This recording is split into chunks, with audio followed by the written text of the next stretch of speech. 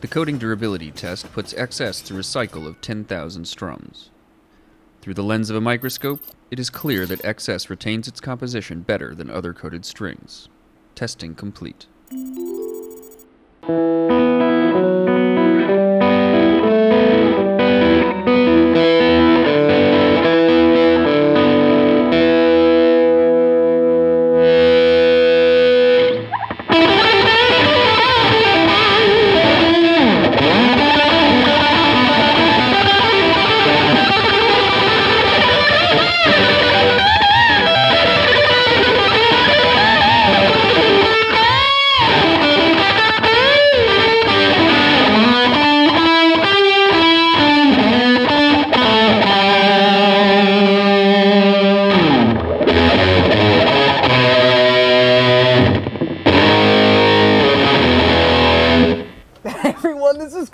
For Premier Guitar, who loves fucking heavy metal and cheeseburgers. So this is the band for me. I got Slayer MacCheeze and I got Bill Woodcock, the tech for Mr. Slayer MacCheeze. Gentlemen, let's talk gear. All right. Bill, now Slayer is obviously next to us. He's doing his part, staying silent because all he does is rip. We're not going to let him handle the guitars because if he does, it'll be shredding fretboards. He doesn't even want to touch a guitar unless there's big money involved anyway, so. All right, Bill, so talk to me about, like, what would you say Slayer's number one? Number one is this one right here. This is an SG. Now, I don't really know much about these. The legend is Slayer came through the time-space continuum with a guitar in each hand. This one and this other one right here. I'm going to hand this one to you. All right.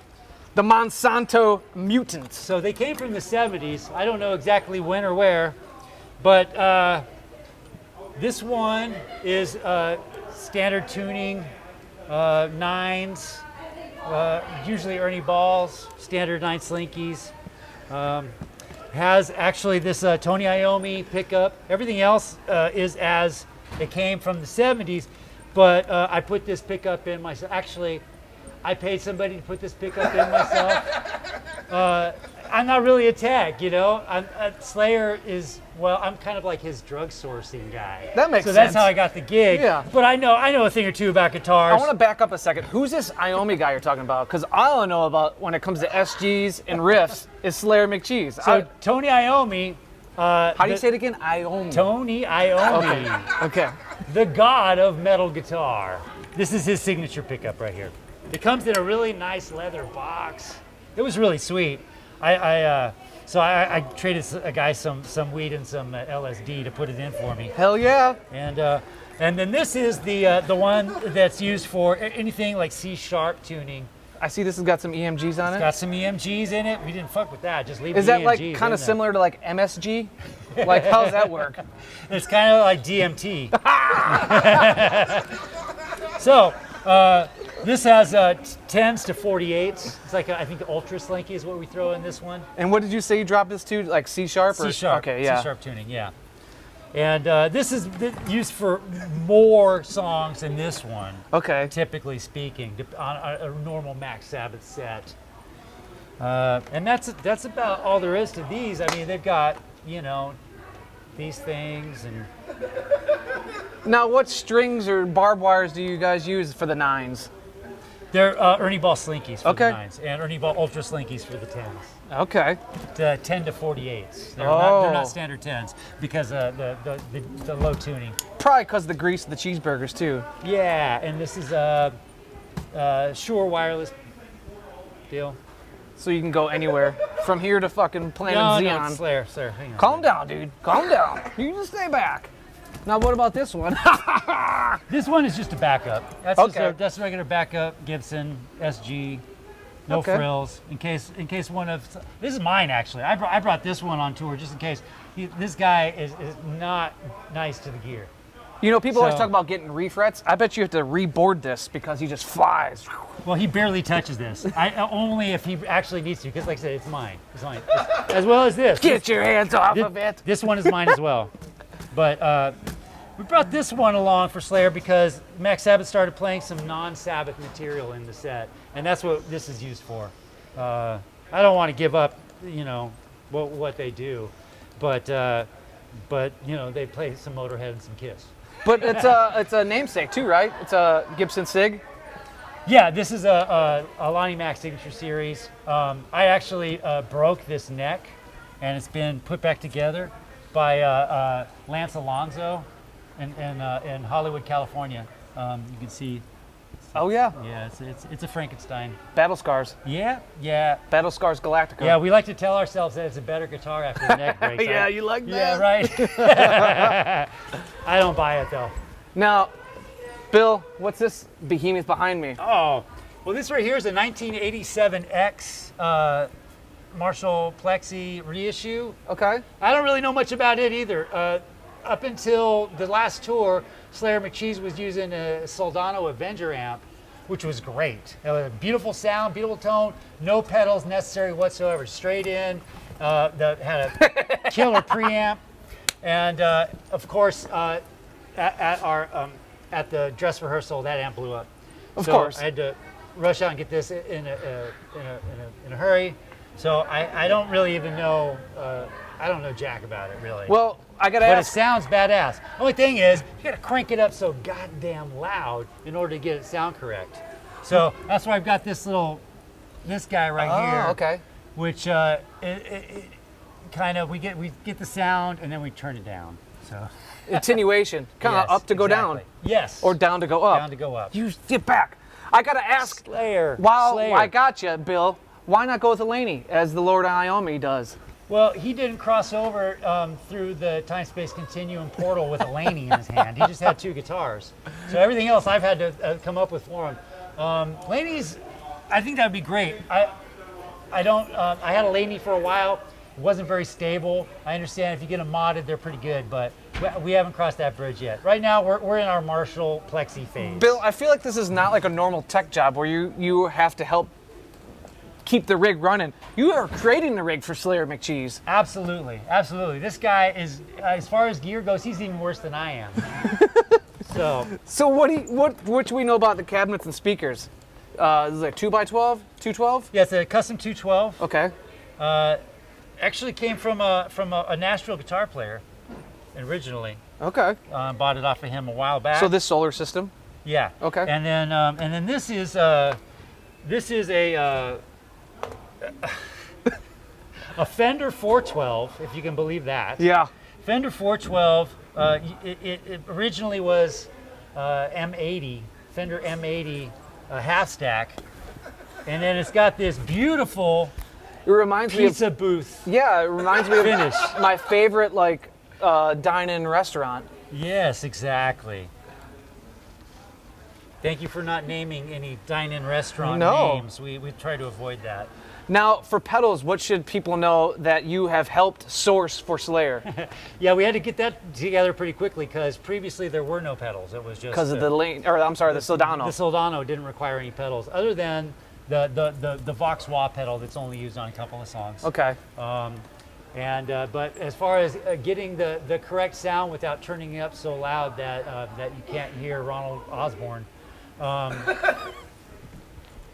we have it's two pedals. The with the fuzz face. Okay. But it's the which fuzz face is it? Looks like a fuzz face mini, like a Dunlop one. It is. It's a fuzz face mini Dunlop, but it's the Banded Gypsies. Okay, fuzz so like face. a Hendrix one. Yes, exactly. With an Ibanez tube screamer backing it up. Okay. Both together. Always. And I see you got a Spark. That's a booster? That's a Spark booster. Okay. Yeah, and that's always on too. That's always on to help Slayer get that kind of that Soldano tone, Yes. Laney precisely. tone. Okay. Yes, that's Okay. Soldano Laney tone. And I see we got was that a volume pedal? That is an Ernie Ball delay pedal. Oh. Yeah, that thing is pretty fun for Slayer. And then the Vox Wah. That's it. Cool, man. That's it. Yeah. Bill, I mean, I appreciate it. I know that there's a lot that you guys go into this job. I know that you, like you said, you get ready. You have to deal with Slayer. Good guy and all, but it seems like you got a lot of your hands full, Bill. I do. It's actually my ability to deal with his temperament that I think why I still have this job. And I know where to get some good drugs. Bill, Slayer, we're going to move on. All right, we're on the other side of the stage with Grimalice. I think this is his tech. His name's Jonathan. I met him out back. He kind of knows about bass. He was wearing an Ampeg hoodie, so Grimalice said, take over. Jonathan? Yeah. Okay. What is Grimalice? What is this guy using for basses? Just some stuff we picked up along the way. This one, there was a special on these at Sweetwater, like a Thanksgiving special. I think I saw that. Mitch Gallagher was promoting these. Yeah. So we just don't know much about it. It's just a stock. What, I don't even know what brand it is. Maybe Dean. Maybe Paula Dean. Paula Dean might have made this. But yeah, I don't know. It's just standard issue bass, I guess. I don't know. Now, if you were along on the tour, would you say Grimalice uses this a lot, or is the other one the main one? This one's no.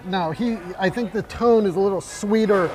Okay. On this one over here. So we'll say that's salty. Yeah. Like fries. Yes. Okay. Yes. That's the savory. And this is like the McRib sauce. Yes. Okay. And this one, we just found it. The eyeballs. Yeah. I don't know what those do. I think you turn them. Yeah. And this one just hey, not yet. This one we picked up at a Guitar Center in like a suburb of Minneapolis. I could see that. Yeah, just I don't know, seemed to fit, so we just got it. Man. I don't know. It's just it's a bass. Yeah, I get that. Damn. Yeah. So that's all I know about these. He's not very particular. And before coming into this, Jonathan, I know that you don't know the difference, but I was thinking there were going to be some Seymour Duncan quarter pounders in here. They are not. Looks to be EMG. Yeah. Again. Yeah. I think he likes the geezer Butters. Yeah. Geezer butters. I don't know. There's some guy's signature pickup. Some guy from some band. Don't know. Yeah. Beats me. Weird. But, yeah. Okay, so those are the instruments that he may or may not use. I think. I mean, I've seen him with these. Yeah. So I think they're the ones. That's a face you can trust. Yeah. Yeah. Yeah. Now, should we know about amps? Another they stock make sounds. Purchase from Guitar Center? Yeah. Or is this Oh, musician's everything- friend you guys got this? This might be a musician's friend thing. Okay. Yeah. It's. It looks spooky. Yeah. Yeah, that's all I know, really. That's all I know. A Fender Bassman 100, okay. Yeah. And these things down here, again, I'm not exactly sure how you use them or no Grimalice idea. uses them or anyone would use them, but they one- seem to be here. They have lights on them. Do you want to tell us what's being used here by Grimalice? Although it's very hard for me to believe. Oh, What hell yeah. are those? What are you doing? God damn it. All right. So can you walk us through what potentially is used on the pedal board here? I'm guessing that, just from what I'm guessing, the Shure GLDX wireless probably goes into this Broughton high-pass filter just to take a little bit of low-end subs out. Then goes into the Doc Lloyd Photon Death Ray compressor with just a little bit going on that, just a little bit mixed in, on into the EHX steel leather, just for a little bit of clank, on through to the Digitech Freakout, always on, giving a little bit of feedback haze to the proceedings, taking it back to the 70s. Oh, I didn't mention the Earthquaker Pork fuzz sound. Yeah. That's for a song along with this Geezer Butters signature wah-wah pedal for a song called NIBBLE that gets used occasionally.